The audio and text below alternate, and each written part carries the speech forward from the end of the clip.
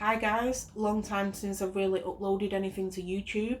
It's been a long time since I've bought a media streamer, especially an expensive one.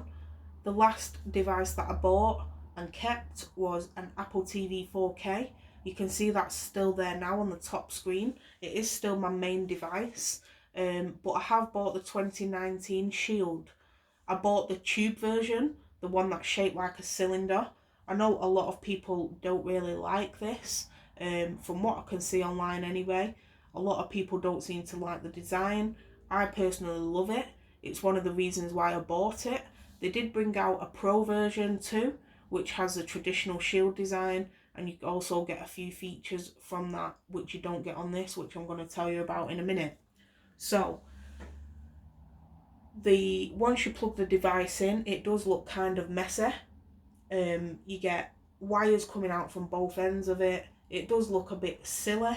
However, it isn't really a deal breaker. You can just plug this in and push it behind your TV, because this new remote that they've launched with the devices as well is Bluetooth. You're not going to lose any functionality from button clicks or anything like that just by hiding the device. It is an IR, you don't have to point it at the device, you just need it to be connected by Bluetooth. So, speaking about this new remote, as you can see, it is backlit. It is like motion detective backlit, so whenever you move the remote, the buttons will light up, which is great. You get a lot more media buttons on it than the last version, and a lot of people will complain about the Netflix button. Obviously, Nvidia have put this on for a reason, sponsorship or whatever, I don't know, but you can change that and have it reprogrammed to anything you want. I'll do that in a separate video and just show you how you do that, but you don't have to use that button just for Netflix.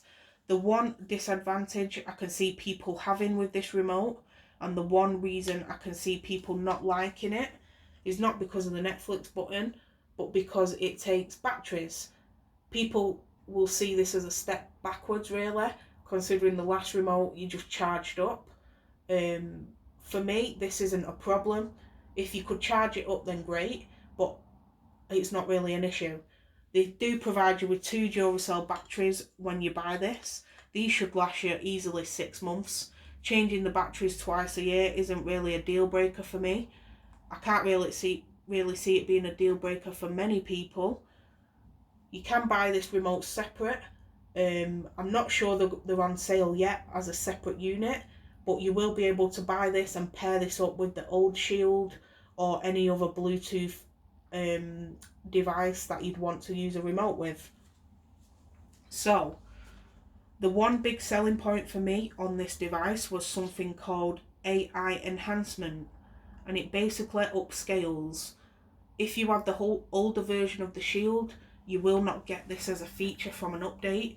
It's only on the 2019 versions, both the basic and the Pro, and all it is it will upscale your picture when playing media. So it will upscale anything from 360p all the way up to 1080p to a maximum of 4K 30 frames per second. It is kind of difficult to show you via a camera how this works. You really need to see and play around with this yourself. It is a massive feature. For me, it is the selling point, what made me buy this device. You get 2 options. You get an enhanced and a basic mode, and you also get 3 levels of detail that you can choose to have. Obviously, depending on your TV, the media that you watch, etc., this is going to be all different settings for different people. I've still not found my elite settings yet. I'm still playing around with this.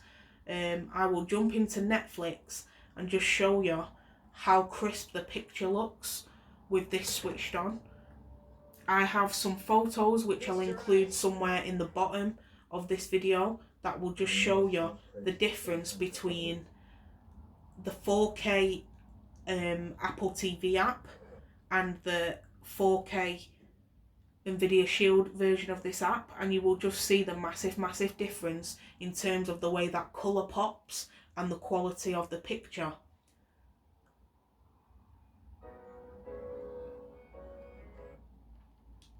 For instance here, just look how great them colours are.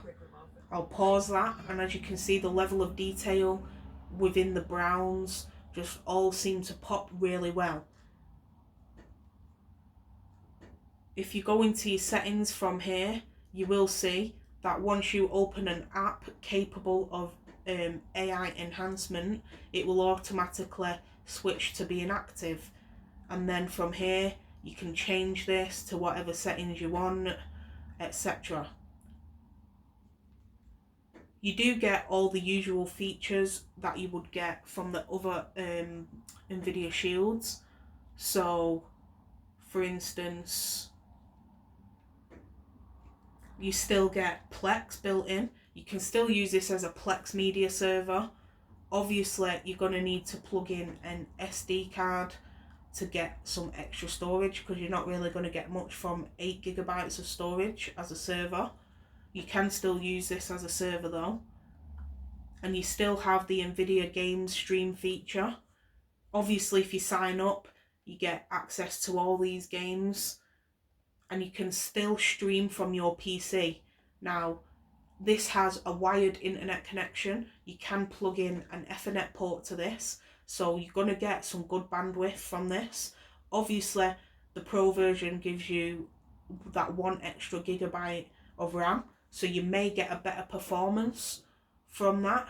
But in terms of internet connection, you're going to get a really decent internet connection to this box, and hopefully be able to stream from the GeForce Now streamers without any issues. You get Android 9.0 on this box. That will be rolled out to all the older shields as well, if it hasn't already. You get CEC support, so this remote is infrared, so you'll be able to power off your TV and stuff like that with this remote and control the volume. Same with soundbars, anything that has the IR support you will be able to use with this. So it just saves you having to use 2 remotes, one to power on your device, one to power on your TV. You can do it all from this remote. The one other feature of this that I really love is the built-in Google Assistant. So I use Google Home. I have my lights sorted with Philips Hue. I did have a Google Home, which I've now got rid of, and I simply just use everything that I would use my Google Home for from this remote. So if I press the microphone button on this remote, turn off the TV light. Sure, turning the TV light strip off. And there we go, it's controlled my lights. Turn off the main light. Sure, turning the main light off. That's the main lights turned on. If I wanted them, turn them both on, again, just simply press the microphone button. Turn on the lights. Okay, turning on 2 lights. And it's turned both my lights on. Anything that you would use with Google Assistant, you can use from within this remote. I do recommend getting Philips Hue.